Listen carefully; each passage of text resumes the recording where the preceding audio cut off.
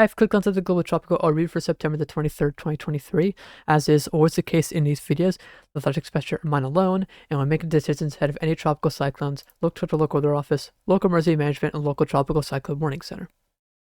We've got three systems active in the Atlantic today. We've got Tropical Storm Ophelia. This system has moved into North Carolina as a strong tropical storm this morning. It had winds of about 70 miles per hour, but has now weakened as it's now moving towards Richmond, Virginia, and I'll go over the details on that in just a moment. We've also got newly formed Tropical Depression 17. I believe this, by the time this video is out, will be named Philippe. So for simplicity's sake, I'm just going to call this Philippe. And we also have a tropical wave here just off the coastline of Africa. This is forecast to traverse the tropical Atlantic over the coming days and may develop behind Philippe. But we really won't be talking about this too much today. The main systems that I'm going to be really talking about is Philippe and Ophelia. But first, let's go over Ophelia's stuff. We've got the National Hurricane Center forecast cone up first, and you can see the pretty expansive wind field still there with Ophelia, and this is still a tropical storm. It'll probably still be a tropical storm when this video comes out, and you can see tropical storm warnings are in place still for a large portion of the mid-Atlantic coastline. For areas in New Jersey and Delaware, I believe the National Weather Service offices there opted to go for wind advisories instead of tropical storm warnings, likely because of a potential for it to stay non-tropical, or they just thought that was the best course of action, which either one works. Strong winds are still forecast throughout the forecast, and even though the system will be weakening to a depression as it comes towards, say, New Jersey and Delaware, there might still be some stronger winds, maybe gusts to tropical storm force as it comes through. But this general forecast is pretty high confidence. You can see it traversing the mid-Atlantic and coming out into the open Atlantic Monday morning, and then by then, later in the day or on Tuesday, it will likely dissipate south of New England, as the environment is not favorable at all for any redevelopment. Now, the system will continue to bring some heavy rainfall across the mid-Atlantic. You can see from the Weather Prediction Center forecast, this wide belt of 2 to 4 inches of rain is forecast, with some locally higher totals being possible. And some of this rainfall may lead to flash flooding issues, and the Weather Prediction Center has issued, or maintained rather, the elevated slight risk of excessive rainfall, pretty much from Wilmington on up into Long Island. But I'd imagine for a lot of these southern areas, the threat is coming down quite a bit. So in the next update that will probably also be out by the time this video is out, those will probably be taken down quite a bit.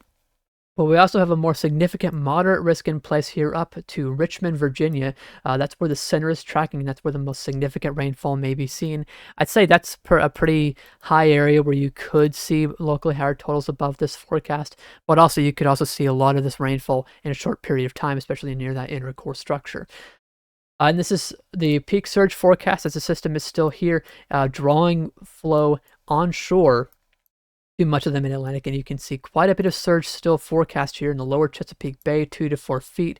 Points north of there, generally 1 to 3 feet, and this may also lead to some significant coastal flooding issues. Now, for areas south in North Carolina, we are getting more offshore flow when you go to the Outer Banks, but for areas in the river deltas west of the Pamlico Sound, you're now getting flow on the southern side of the river delta. You're now getting flow out of the southerly direction, so that might lower the water heights. But on the northern end of these river deltas, you're now getting southerly flow right into land. So you might still have storm surge issues, even though the system is now passing into Virginia. So still a nasty weekend ongoing across the mid-Atlantic, and stay safe there as Ophelia passes through.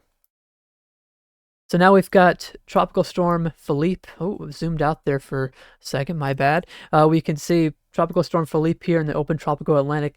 This system is looking all right, and right now has a pretty favorable environment. This is a 200 millibar flow chart from the GFS, and you can see that general upper level divergence spreading away on the southwest direction and on the northwest direction away from the storm.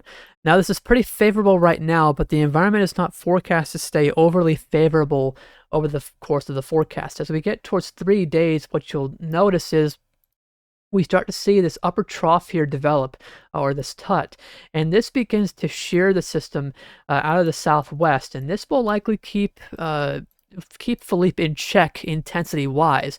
Now, the good news is here, even if this system does get strong and it does manage to somehow fend off this trough and fend off the shear and become, say, a hurricane, the good news is that only makes it more likely to recurve into the central Atlantic. And right now, most guidance is suggesting that this system will be staying pretty weak and will recurve into the central Atlantic, though of course there might be still some reason to watch it in the Caribbean, and I'll go into detail on that in just a moment. But there might be some chance for intensification after this point, more towards 7 days or 6 or 7 days. You can see as it comes north of that tide, this is about 6 days out, we start to see more of a divergent flow aloft form north of the system, and this may allow a more favorable environment to take shape. And this may allow some strengthening. You can see the GFS does strengthen this a little bit towards 7 days and beyond that as it comes north. Now, the question for the Caribbean islands is exactly how weak does it get here, and how does the upper level pattern, or say the subtropics pattern, evolve over time? As there is a bit of disagreement here between the GFS and the European. You can see on the GFS, this is about 3 days out, a little bit past that. We've got several features to point out here. We've got this large trough southeast of Atlantic Canada draping down here, and this, accompanied by this ridge, will try and pull the system towards the north. And this is why the GFS pulls the system north pretty confidently in its runs. But there is also this ridge here in the Caribbean, and something to watch for is, does this system come a bit further west, and how weak is it when it interacts with the upper level trough? The European is a little bit different on this pattern overall. I'll show you the exact same frame, the exact same hour. This is Tuesday afternoon, and you can see there are subtle differences. This ridge here northeast of Philippe is a little bit stronger. It's trying to nudge in towards the west a little bit more here on the European than it is on the GFS. This doesn't allow this trough to as easily catch Philippe, and this now tries to draw the system further west. But now as well, the system is fairly weak here because of its interaction with this upper level trough that is shearing the system at that point. So the system is now starting to feel more of the low level flow. And if I go to this sounding here on this part of the model, you can see the low level flow is pushing the storm towards the west. And if the system is fairly weak, it might tend to feel that flow a little bit more and may try to get a little bit closer to the Caribbean. Now, alongside that, something that could keep it away from the Caribbean is this ridge over the Caribbean here. And this might actually just stall it east of the Caribbean. And what it was doing now is we've got these two ridges here trying to pull it in opposite directions. You can see this ridge northeast of Philippe is trying to pull it north, and this ridge here in the Caribbean is trying to pull it south. And these forces just start to cancel each other out, so you don't get much movement. But there might be, if it's weak enough, some drifting westwards, and it could potentially still get close to the Caribbean. Now, the good news here is that it doesn't look like it's going to be strong at all if it does so, because as I mentioned, if it's weak, it has to be weak to feel that low level flow. Otherwise, if it's stronger, it's going to start to recurve because of the upper level trough. So the good news is here, if it does come through, it may be just a tropical storm bringing some gusty winds and heavy rainfall. Certainly something you all can deal with, and certainly much better than some of the other runs that we were seeing several days ago from models like the GFS. Now, this is a super ensemble plot, and this illustrates well the sort of split between models right now. You can see the northern solution keeping it out to sea. These ensembles are generally strengthening the system enough to start to feel more of the flow from the upper level trough.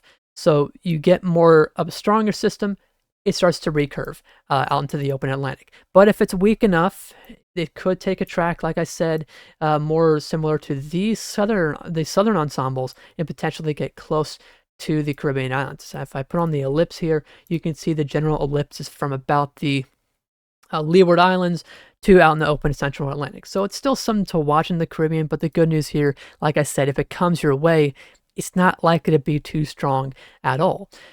This is the National Hurricane Center forecast cone, and you can see this general track westwards over the next several days, and this general recurve into the central Atlantic as we get towards the late part of next week. And this seems to be the best forecast right now. The National Hurricane Center does strengthen this a little bit, getting it to a strong tropical storm by the end of this forecast. And later down the line, as it moves into the central Atlantic, it could become a hurricane, thankfully staying out to sea, similarly to the way Nigel did in the central Atlantic earlier this week. But that's all that I've got for today across the tropical Atlantic. As it was the same case yesterday, the rest of the world is pretty quiet. The Pacific is still quiet, so let's enjoy this quiet period while we've got it across the world. But stay safe in the mid-Atlantic as Ophelia continues to move through, and that's it for now. Thanks for watching.